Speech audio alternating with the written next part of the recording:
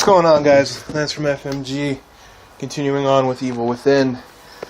So I goofed a bit and didn't realize my SD card was full when I was recording Chapter 6. And a good chunk of it is not on here, which is okay by me. Chapter 6 wasn't that fun for me. I didn't like the setting. You're like in this, looked like a mining area or like a factory some sort. I wasn't a fan of it. I did get this section that I enjoyed recorded. There's a little bit that reminds me of the last stand at the cabin in Resident Evil 4 when you're with Luis and Ashley's upstairs. So at this point in the game, it's clear that we're going to be taking trips through Ruvik's memories or specific locations that Ruvik is or has connections to. So far they've made sense, but this factory area I don't really get. Oh, and you get a creepy little thing in the photo here. It's kind of cool. Like, you know, it's not creepy when you see it in the game, but like, if you were to like look at a photograph in real life and see shit moving, it'd be like, whoa, and you drop it, and you're like, oh god. So the factory, like I said, it's not that fun. The section after the one I have recorded, all of that you miss, is just a few areas where you shoot some dudes, and you have to get a sniper rifle, and there's these like little mine carts that guard this tower you have to get into, and you gotta snipe the haunteds in there, and they have like these, it's like a Gatling gun but with harpoon bolts. So there is a trophy you can get in that area with Joseph where if he gets knocked off a ledge you help him up. So I didn't get that recorded. But the location itself, like walking up to it and everything, it looks really nice. Just overall, I didn't find it that fun. Like, it wasn't creepy because it happens during the day, and then, yeah,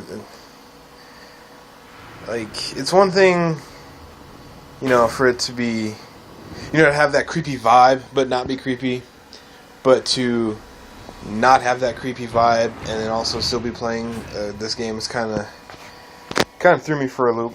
And there was the first glimpse of the Keeper, also known as Boxman, which kind of want to talk about a weird thing I've been seeing online, and that is everyone saying that this game is like Resident Evil mixed with Silent Hill, and that is like the furthest from the truth that I've ever heard. Like, I always detest how when there's a new IP like this, and you know it's by Mikami, so you know he just done Resident Evil, but even if you don't know who he is and you look at the game, you think, you know, maybe, oh hey, that kind of looks like Resident Evil.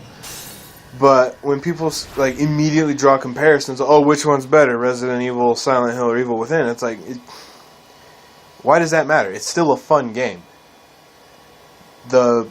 Comparing the two, it's like, why would you compare pizza to lasagna? They're similar, yes, but they're not the same thing.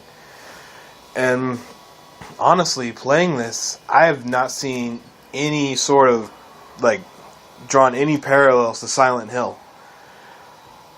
I mean, the only one I could possibly see you draw a conclusion to is the Keeper and Pyramid Head. But they may have, you know, the only similar concept is they're big dudes with something on their head. I mean, that could just be coincidence. It's not like the Tango studio Tango staff looked at Pyramid Head. It's like, all right, that's cool. Change the headpiece and give him a different weapon. That'll be a new bad guy.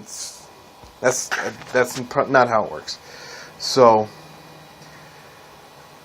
like, just drawing those two comparisons, it's not like either of them. Yes, it has like the Resident Evil 4 mechanics, but that's just the standard for third-person shooters that Resident Evil set back in 2005.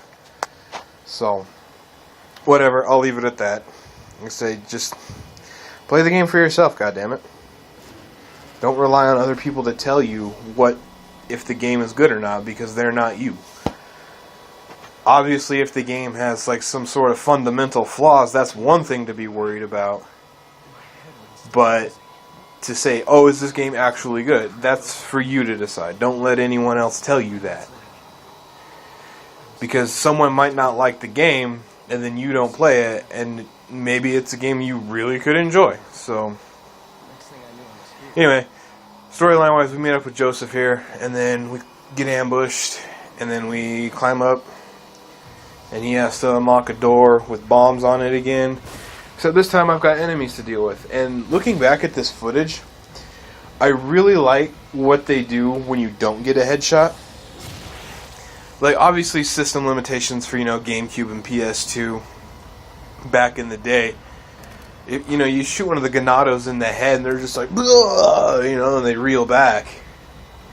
But in this game, when you pop them in the head, like the bullet carves out of their head. Like you see even though it's not a headshot, a chunk of their head comes off. And it just looks really, really cool.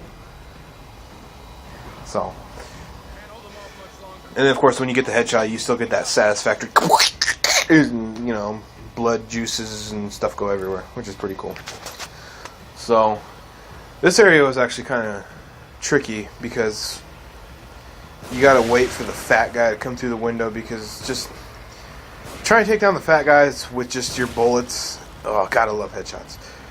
Trying to take down the guys with just your bullets, those fat guys, it's not worth it. Just run from them, or if you have a match, knock them down and light them up, because God, it takes so much ammo.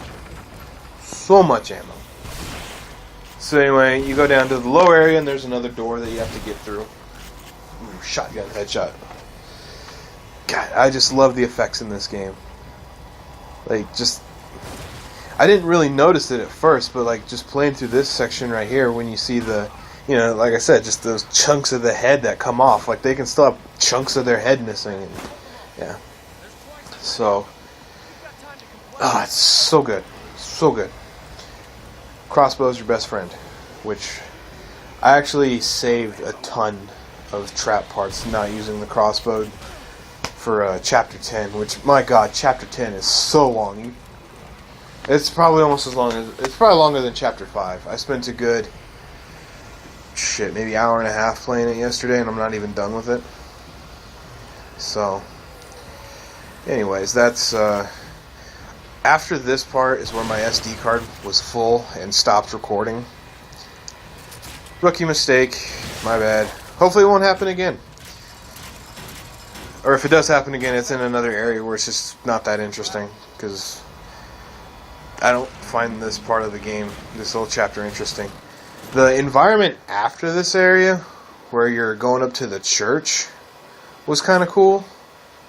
But, I mean, it was during the day, so it's just kind of, it felt weird. It felt really out of place doing this stuff during the day. I mean, yeah, it's good to change it up, but it still feels so weird to me. So, yeah, this is where the footage right about here gets cut after I pick up the sniper rifle. So, apologies for that, guys. All you missed really is a fight with the sadist again. And now we get to fight the, that. It looks like a juiced up version of a Cerberus dog, kind of, but really fucked up. I really wouldn't know what to call it, but it's apparently the church's guard dog. You pick up some files that, kind of give you some backstory on it, which I love. I love reading the files for backstory. That's so cool to me, because it feels like, you're actually Sebastian reading this. It's not like, you're presented it in, some cinematic. So, I really do dig that. Oh, I fucked up the shot bolt there. Yeah, this boss was kind of a bitch. Just because he hides in those bushes and blends in very, very well. So, but at the same time, he's not, super aggressive when he's out. It's weird. He'll let you take these shots on him. And I don't know, I don't get it. It's weird. I'm sure on the nightmare difficulty he will be a total bitch. And of course, Akumu mode, he will be a bitch too because you die in one hit from anything. Anyway, I finally make use of the grenades. I've tried using them again. They work really well. Like, I should really save those for when you get clusterfucked, or you get into like a narrow hallway. Anyway, we saved Joseph here. It's amazing he didn't get trampled to death in that little skirmish. But, much like Velma from Scooby-Doo, he drops his glasses. So, classic cliche right there. It's good to know we still got a few of those in the game. So anyway, we gotta go back and get him. At least when we go in there, Joseph distracts the dog. I actually don't know what its name is. I'm used to, other horror games where everything has a name. Especially Resident Evil, everything's got, since they're all bioweapons, they have a name. Silent Hill, I think most of those things have a name. I mean, I haven't really played Silent Hill since Silent Hill 4. I watched Homecoming a bit, and yeah.